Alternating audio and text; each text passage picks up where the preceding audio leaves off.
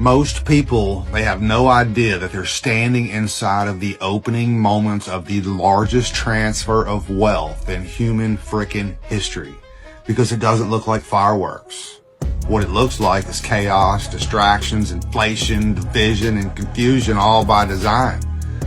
While everybody argues over politics and they chase headlines and they're trying to survive month to month, the financial system underneath our feet is quietly being rewired.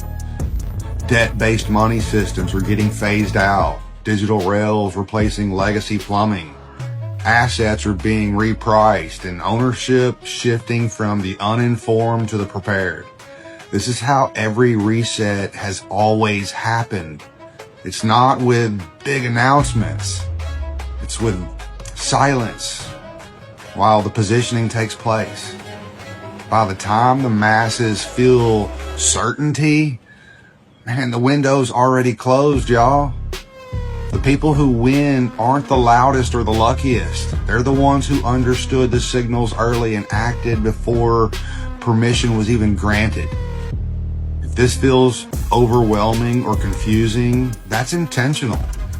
And that's exactly why you need to get educated now.